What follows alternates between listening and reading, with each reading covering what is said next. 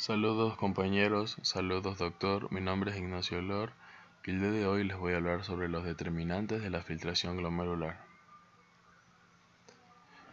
El filtrado glomerular se puede definir con la siguiente ecuación. El coeficiente de filtración capilar glomerular, que va a estar como Kf, se lo multiplica por la presión de filtración neta y el resultado va a ser el filtrado glomerular. La presión de filtración neta está constituida por la suma de dos fuerzas, la hidrostática y la coliidosmótica. Las fuerzas hidrostáticas son presión hidrostática glomerular y la presión hidrostática en la cápsula de Bowman, y las fuerzas coliidosmóticas son la presión coliidosmótica glomerular y la presión coliidosmótica de la cápsula de Bowman. El filtrado glomerular entonces va a usar esta ecuación, el coeficiente por la presión de filtración neta, pero ya con estos valores.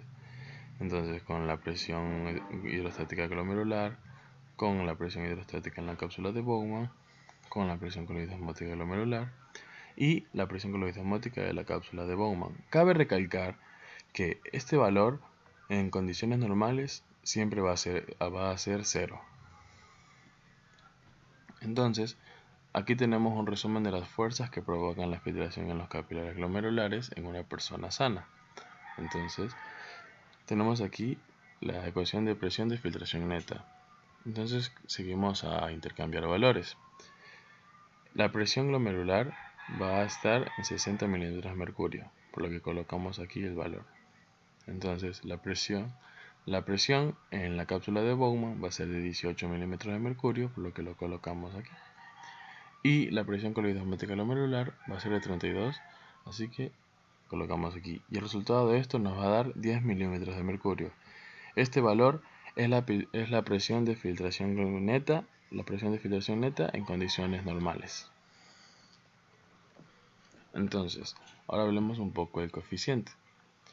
El coeficiente de filtración capilar glomerular se puede definir con esta ecuación, filtrado glomerular dividido para la presión de filtración neta.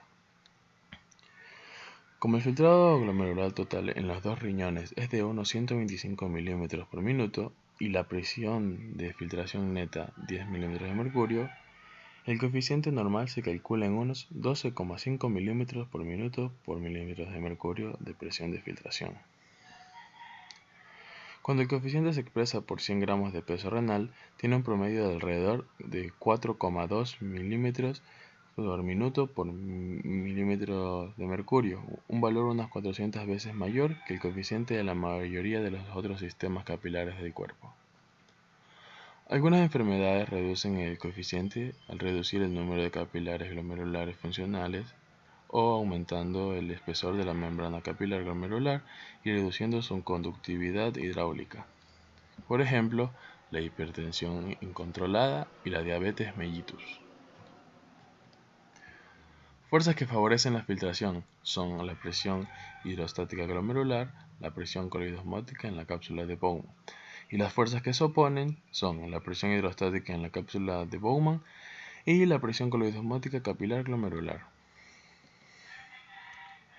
El aumento de la presión hidrostática en la cápsula de Bowman reduce el filtrado glomerular.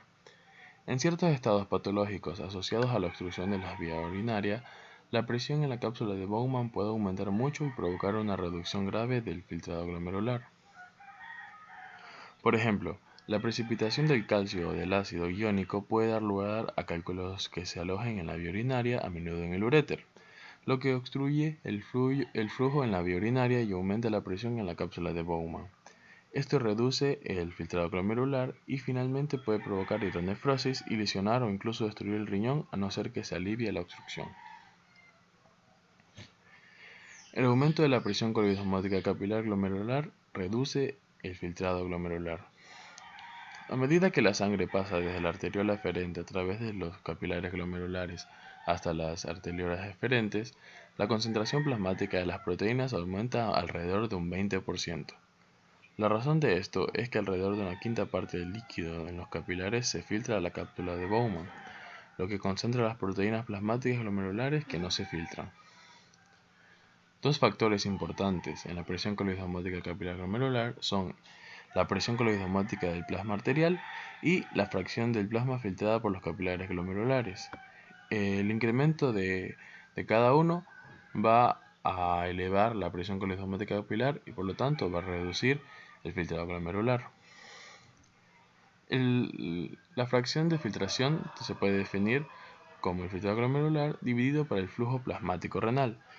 Esto nos indica que el flujo plasmático renal, si lo reducimos, podemos aumentar la fracción de filtración y por lo tanto reducir el filtrado glomerular.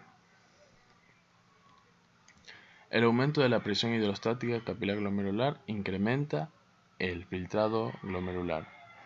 Los cambios en la presión hidrostática glomerular son la principal forma de regular fisiológicamente el filtrado glomerular. Las variables importantes son la presión arterial, la resistencia arterial aferente y la resistencia arterial eferente.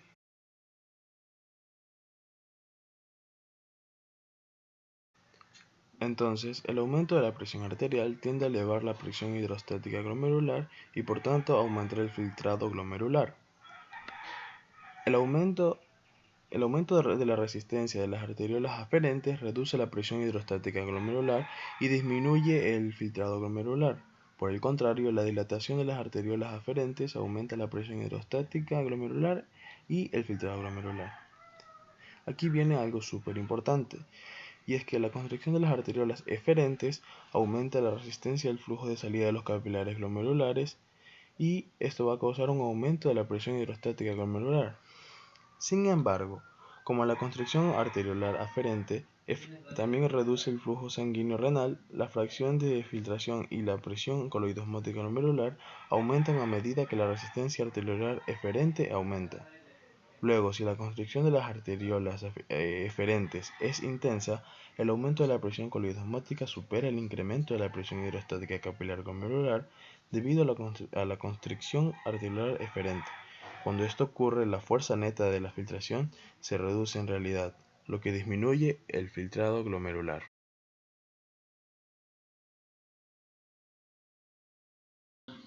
Esta exposición estuvo basada en el Tratado de Fisiología Médica Guyton y Hall.